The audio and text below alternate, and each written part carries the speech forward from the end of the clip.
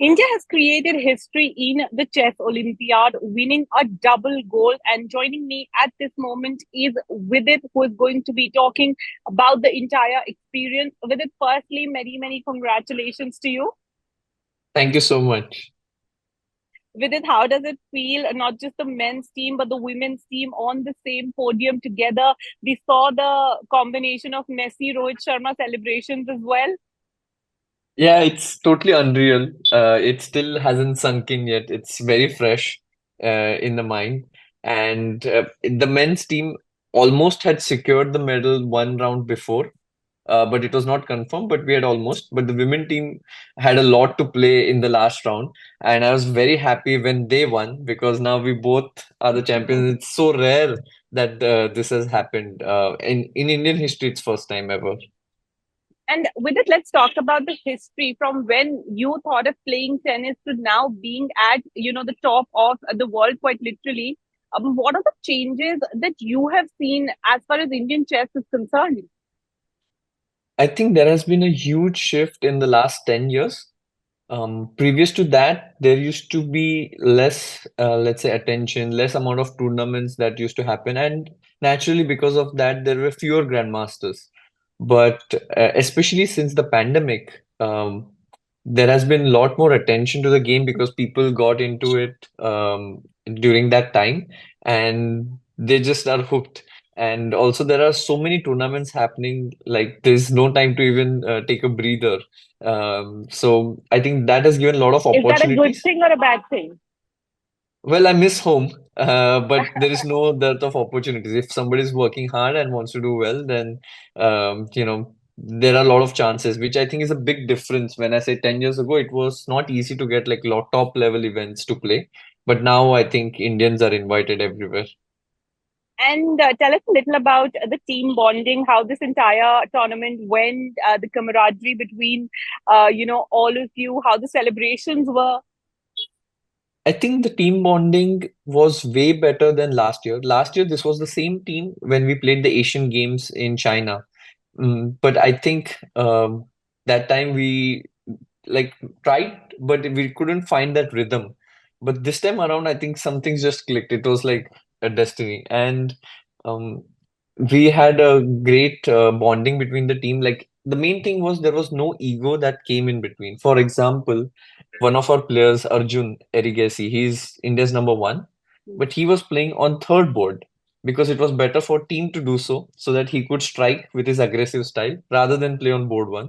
And Gukesh, who was number two, played on board one. So we had these little things, and even Hari Krishna, who is a senior player, he was played only in the one crucial match against China, and others he was resting, but he didn't allow that to come in between.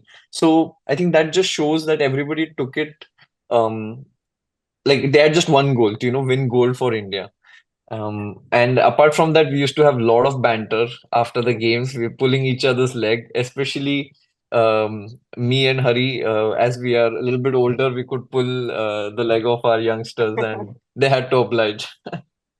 And with it going forward, how much do you think this is going to help Indian chess also move forward? Because, I was reading some things that former greats of the game, not just from India, but from across the world, had written, and they were really, really amazed by the growth that Indian chess has shown being at top of the world.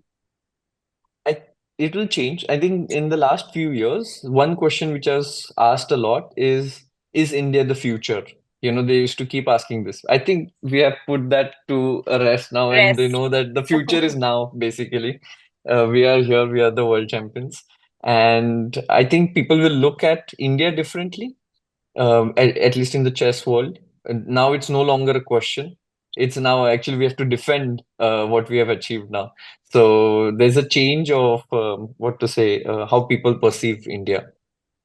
And with it, what this win has also done is made people research about chess Olympiad a lot, what it means, how people play this, what the difficulty level is. But I want you to explain, obviously, in short, to the viewers that are watching, how exactly chess Olympiad happens and what's the background of it and what this gold actually means. Because to put it into perspective, you were fighting against 189 countries.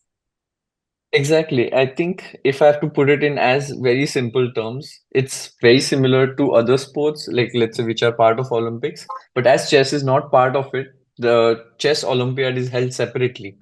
And the competition level or the intensity is the same. Every country of the 189 countries that you mentioned are sending their best five players, and we fight it out in 11 rounds. And whoever scores the most number of points wins the tournament. Just it's not in Olympics and it's held So separately. chess That's the only Olympiad gold difference. is equivalent of an Olympic gold. I mean, when you look at the strength and everybody who was playing, I don't see like why should it be any different. All the competitive elements are exactly the same. With it, of course, this is going to be a high that you're going to take time to, come from. Of course, this is your moment. You should live it for as long as you want. But what is next for you? What is it that you're looking forward to? Well, I'm already traveling. I'm in Azerbaijan right now. I'm going to play a tournament in like 2 days, and I'm here on a 1 month tour. So I'm Oh, missing home. I wish I could go back home and celebrate with my family and friends because this moment, it just feels like it calls for the celebration. longer So the I'm way, missing the out on better the that. celebration. I doubt, but I hope so. Well, Vidit, thank you so much for speaking to us and wish you all the best for your month long tour in Azerbaijan. Thank you so much. Thanks, Vidit.